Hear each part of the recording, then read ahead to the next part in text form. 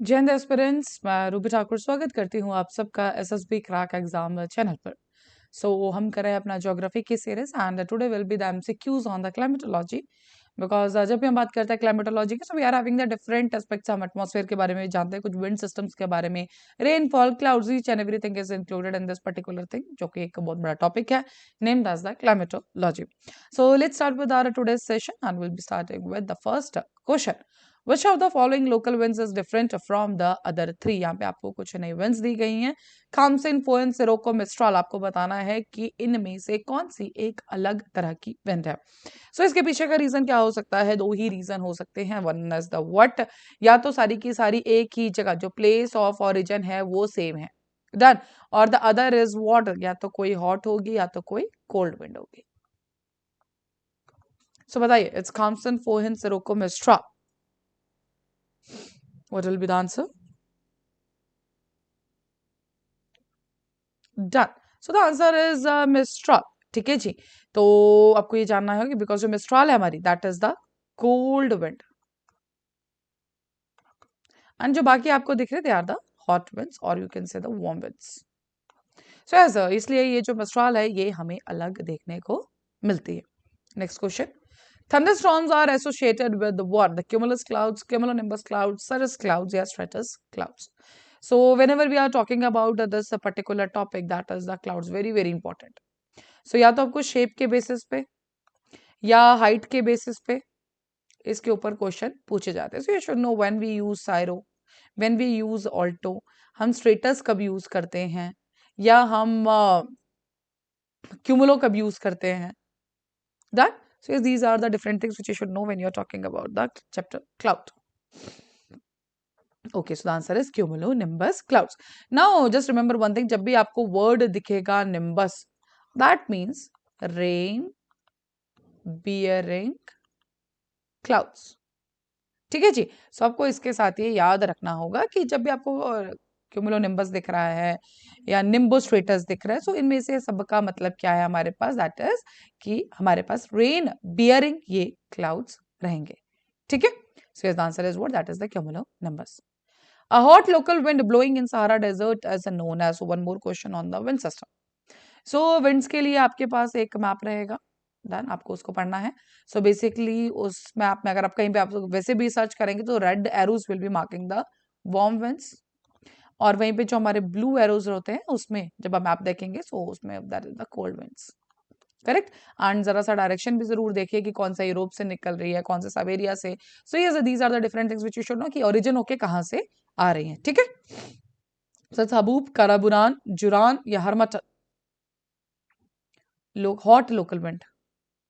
Okay, so the answer is Harmattan. So this is the wind which is in the Sahara Desert. Correct? चलिए, tropical cyclones in Australia are called what? Willy Willy, hurricanes, easterly waves, typhoons. So we are having the different names for the tropical cyclones in different areas of India में, या जो हम Bay of Bengal और Arabian Sea यहाँ पे originate होते हैं, we call them as the cyclones. Correct? लेकिन वहीं हम ऑस्ट्रेलिया में या बाकी जगहों में उनको अलग अलग कहते हैं, वेयर वी से हरिकेन, वेयर वी से टाइफून, टाइफून्स। आना आपको बताना है कि ऑस्ट्रेलिया में हम इनको क्या कहते हैं when we are talking about the tropical cyclones.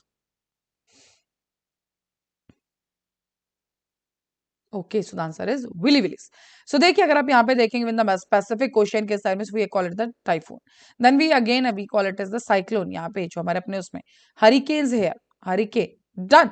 We call जो ऑस्ट्रेलिया वाला पोर्शन है we call them as the willy willies. Correct. चलिए, a large body of air having a fairly uniform temperature and humidity etc. is called a cyclone, anticyclone, air mass, air parcel. एक definition दी गई है, आपको बताना है कि definition किस चीज की है। a large body of air, done. एक चीज तो ये है कि एक बॉडी है जो कि एयर की है और फेयरली उसका यूनिफॉर्म टेम्परेचर है। करेक्ट। तो उसको साइक्लोन बोलते हैं, एंटी साइक्लोन बोलते हैं, एयर मास बोलते हैं, एयर पार्सल बोलते हैं। What do we call it?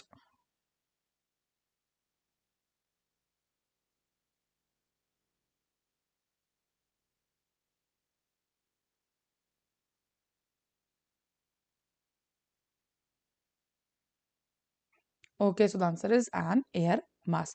जो ऊपर डेफिनेशन दी गई है, देखो एयर मास ऐसा कुछ भी है, एयर का एक वो रहेगा, लेकिन हाँ उसका टेम्परेचर सेम हो, या तो वो वार्म हो सकता है, कोल्ड एयर मास हो सकता है, बट एक यूनिफॉर्म टेम्परेचर आपको उसमें देखने को मिलेगा. करेक्ट. चलिए, roaring 40s are the high velocity trade winds, high velocity westerly winds, high velocity polar winds, high magnitude tidal waves due to high wind velocity. roaring 40s है क्या चीज, आपको ये बताना है. What is the roaring 40s?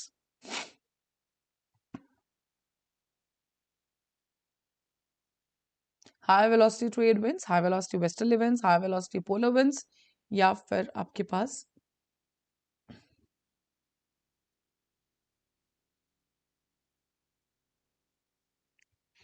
what will be the answer? चलिए, so answer is what, that is the high velocity westerly winds. तो देखिए, ये जो हमें ये नाम देखने को मिलता है, that is in the southern hemisphere.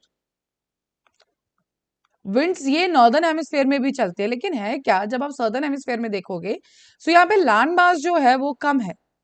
Land mass is less than the, अगर वही सेम जगह सेम लैटिट्यूड्स में आप नॉर्दर्न हेमिस्फीयर में देखेंगे. सो इसलिए इनके बीच में कोई भी ऑब्स्टैकल्स नहीं है, इसलिए इनका स्पीड बहुत ज्यादा होता है. सो जो 40 डिग्री लैटिट्यूड्स पे चलती है, will be coating is the roaring 40s, then we are having the furious 50s and the screaming 60s. लेकिन ये जो नेम है, that is only for the southern hemisphere. Done. So ये क्या है, high velocity westerly winds. Correct. चलिए, cyclones are an area of a low pressure surrounded by high pressure. High pressure surrounded by low pressure. Air divergence या air subsidence. A cyclone is an area of what?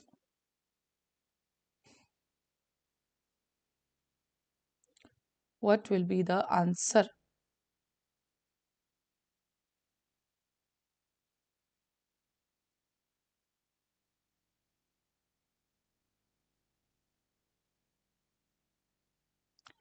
क्या होगा आपका answer, बता दीजिए. It is related to the cyclone.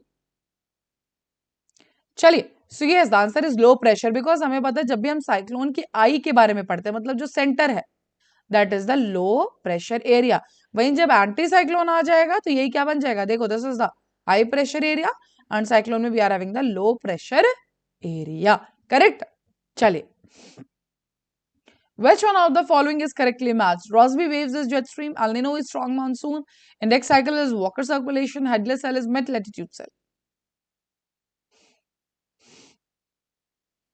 The question is related to, बता दीजिए क्या होगा आंसर.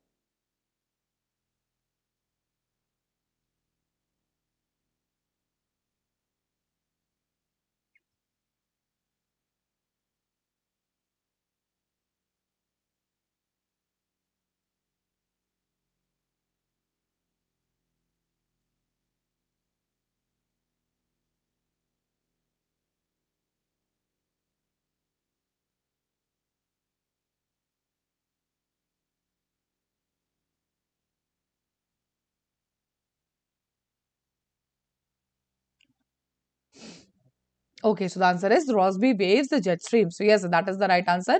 Correctly इनमें से कौन सा मैच्ड है? That is the Rossby waves jet stream. Correct? चलिए, so एक बार jet streams के बारे में भी पढ़ लेते हैं. So jet streams are fast flowing, narrow, meandering air currents found in the atmosphere of some planets, including the Earth. On Earth, the main jet streams are located near the altitude of the tropopause and are the westerly winds. Meandering shape में ये रहती हैं, लेकिन ध्यान रखिएगा सिर्फ ये high altitudes में चलती है. करेक्ट. चलिए, इन एन एंटी साइक्लोन आपको 4 स्टेटमेंट्स दी हैं, आप उसके बारे में बताइए क्या होगा इसका answer.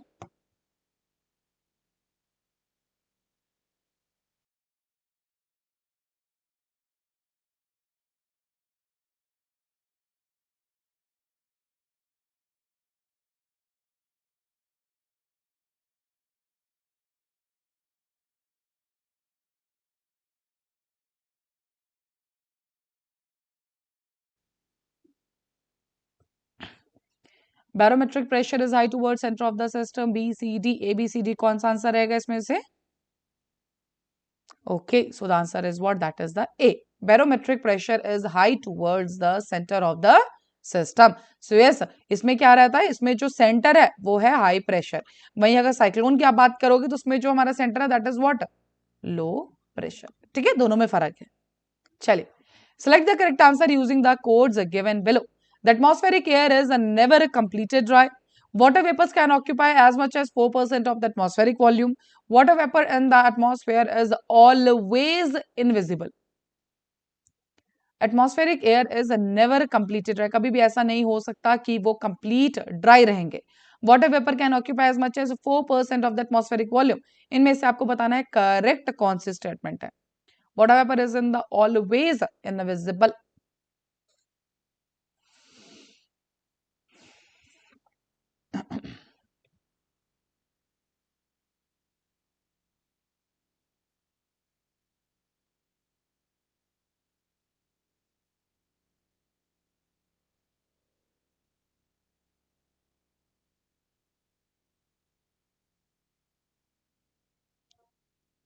Okay, so the answer is what? That is 1 and 2. Always invisible हो ही नहीं सकता. डन. बाकी दो स्टेटमेंट से air atmospheric air never completed है, बिल्कुल हमेशा ऐसा नहीं हो सकता कि बिल्कुल ड्राई हो जाए. Water vapour can occupy as much as 4% atmospheric volume, ये भी सही है. बट ये जो है कि ऑलवेज इनविजिबल, ऐसा नहीं है. डन. चलिए, now you are given with some winds and साथ ही में आपको दिया place of occurrence. Santana, Chinook, foehn, Zonda. And right hand side में we are having the Argentina, Alps, Rockies, California. Match it. क्या आंसर बनेगा? Santana, Chinook, Foin, Zonda, Argentina, Alps, Rockies, California.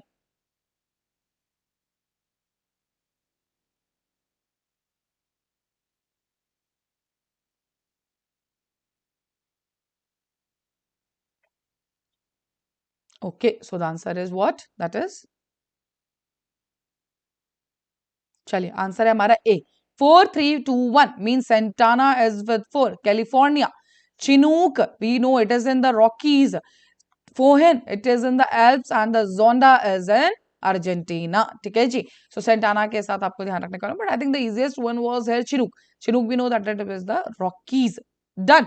सो B के साथ 3A की option में था, that is N A. ठीक है. चलिए, which of the following are wrongly matched against tropical cyclones पे ये क्वेश्चन है. टाइफून्स को हम बोलते हैं चाइना सी में, cyclones in the West Indies, hurricanes in the Indian ocean and the tornadoes in the Australia. Which of the following are wrongly matched?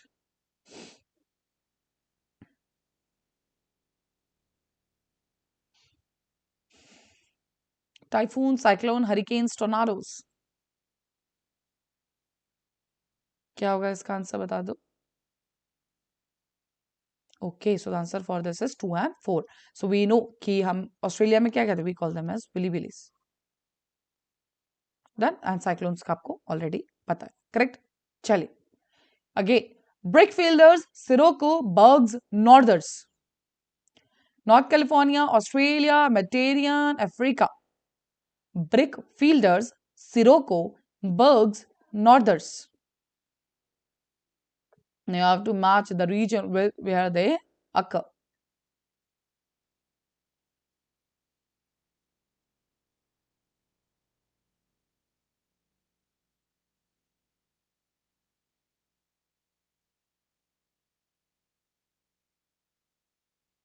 Done. So the answer is what? That is B. 2, 3, 4, 1. So Brickfielder is with Australia. Then Sirocco is with what? That is the Mediterranean. Then Bergs is with what? That is the Africa. And Northers is with again with the California. So the answer is B. The clouds of the highest altitude are altocumulus, altostratus, cumulus, or cirrostratus. The clouds of the highest altitude.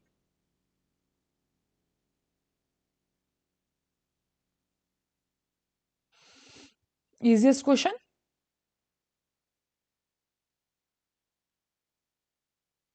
Okay, so the answer is what? That is cirrostratus. Because जैसे ही आपका word लग जाएगा साइरो, उसी के साथ आपको पता होना चाहिए कि that is the high clouds. Correct. चलिए, the temperature increase is more marked in the northern Pacific Ocean as an influence of the Kuroshio current and when? Summers, winters, autumn, spring. Northern Pacific Ocean में हमें temperature बढ़ता हुआ दिखता है due to the Kuroshio current. कौन से season में? Summer, winter, autumn, spring.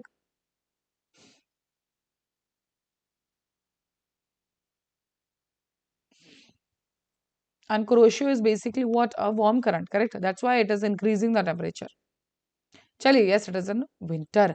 सो इसी की वजह से एक्चुअली जो वहां पे स्नोफॉल एंड ऑल है उसमें थोड़ा सा हमें क्या देखने को मिलता है, that is the normal. So temperature increase रहता है in the winters. Doldrum is characterized by uniform high pressure, uniform low pressure, high wind velocity या high humidity. Doldrums. सो अगर आपने प्रेशर बेल्ट अच्छे से पढ़े होंगे तो वहां पे आपने देखा होगा डोलड्रम्स के बारे में। Okay, so the answer is what, that is the uniform low pressure. Correct? The burans are the cold local winds in the Mediterranean region, local hot winds in the California, local cold winds of Siberia, local hot winds of Western Australia. The burans.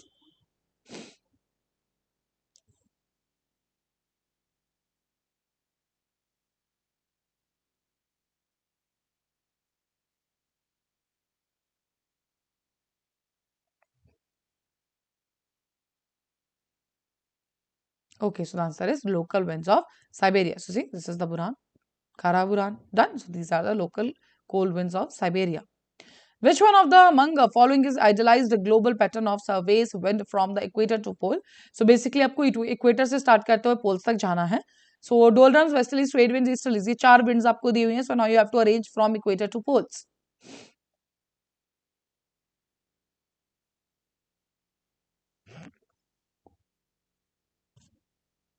What will be the answer?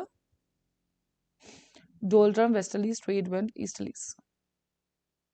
चलिए, so answer will be C. देखिए, जो हमारा 0 degree equator वहां पे हमें डोल्ड्रम्स देखने को मिलता है, सबसे ऊपर है हमारे पास पोल्स, वहां पे हमें ईस्टर्लीज देखने को मिलते हैं. और उसके बीच में हम सबसे ज्यादा ट्रेड विंड जो कि परमानेंट विंड्स भी हम जिनको नाम जानते हैं, the westerlies. So the answer will be what, that is the C. B और डी तो डायरेक्टली एलिमिनेट था क्योंकि स्टार्ट डोल्ड्रम से ही होगा. Correct.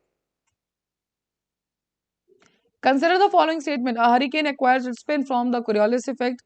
The diameter of the hurricane decreases as it moves away from the low latitudes. The diameter of a hurricane is never below 150 kilometers. What is the correct statement? Hurricane के related question है ये.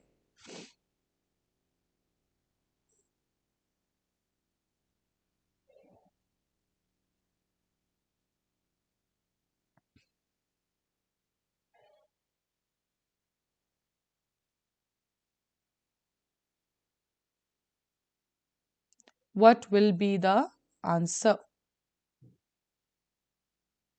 What will be the answer? चलिए, so the answer is all of these. Correct. तो Coriolis effect की वजह से spin रहता है, डायमीटर जो है वो डिक्रीज करता है और 150 किलोमीटर से कम नहीं होता है. डन. चलिए. Because of which one of the following factors cloud do not precipitate in deserts? Low pressure, low humidity, high wind velocity, high temperature.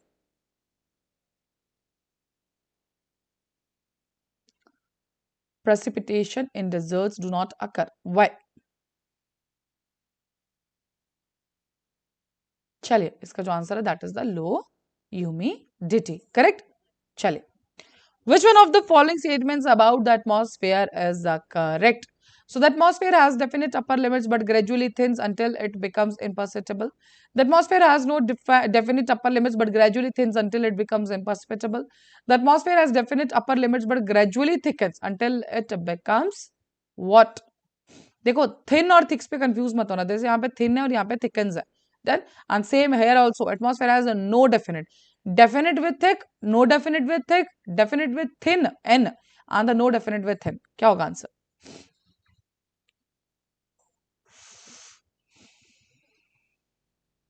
What will be the right answer? चलिए, so the answer is B. The atmosphere has no definite upper limits but gradually thins until it becomes imperceptible. ठीक है जी. So answer will be B. Which one of the following statement is correct once again? Cold fronts move at slower rate than the warmer fronts and therefore cannot overtake the warm fronts. Cold fronts normally move faster than warm fronts and therefore frequently overtake the warm fronts. Cold fronts move at the slower rate and eventually they are overtaken by the warm fronts. Cold fronts move faster than the warm fronts but they cannot overtake the warm fronts. What will be the answer?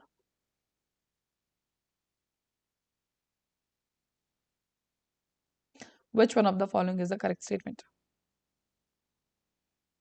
चलिए, इसका जो answer है that is B, cold fronts normally move faster than the warm fronts and therefore frequently overtake the warm fronts, correct. चलिए, which one of the following diagram show the direction and duration of winds? Cartogram, climogram, aerograph, star diagram. Which one of the following diagram show the direction and duration of winds? Cartogram, climogram, aerograph, star diagram. Yes, so the right answer is what? That is the climogram, correct? चलिए, next question. Which one of the following is the correct sequence of increasing velocity of wind? और दिया क्या है? Light breeze, fresh breeze, gale, hurricane. Increasing velocity आपको बताना है। I think दो आप डायरेक्टली एलिमिनेट कर सकते हो इसमें से कि सबसे हाईएस्ट तो किसकी रहेगी? हमारी हरिकेन की, कंफर्म है, डन। सो द ये गया, बचा क्या? ए और सी। सो लाइट ब्रीज भी सेम है, तो फ्रेश ब्रीज या gale? So the answer will be what? That is the A, correct. चलिए, so the last question for this particular session is, when is often found to blow in a hot summer day due to conduction of heat between air and soil on the earth, radiation from the soil, convection current of air, none of the above? Why when is often found to blow in a hot summer day due to? Okay, so the answer is what? That is the conduction of heat between air and soil on the earth. So that is all with this particular session. I hope आपने maximum questions के जवाब बिल्कुल सही दिए होंगे। And you can also enroll in our courses, India CDSF के सारे courses available हैं, and इनमें आपके टेस्ट एग्जाम्स एंड पूरा का पूरा सिलेबस कवर किया गया है। डन। एंड जब भी आपको एनरोल करना है उस टाइम पे डिस्काउंट कोड जो कि वॉरियर 10 आप इसको यूज कर सकते हो, will be getting the 10% of on that particular course. So that's all for the day. Thank you so much for watching this video lecture. जय हिंद, जय भारत। अगर आप एक डिफेंस एस्पिरेंट हैं और SSB interview, NDA, CDS, AFCAT जैसे exams के लिए प्रिपेयर कर रहे हैं, तो आप एसएसबी क्रैक एग्जाम्स के कोर्स को चेक करना ना भूलें। आप हमारी लर्निंग एप्लीकेशन को गूगल प्ले स्टोर से भी डाउनलोड कर सकते हैं।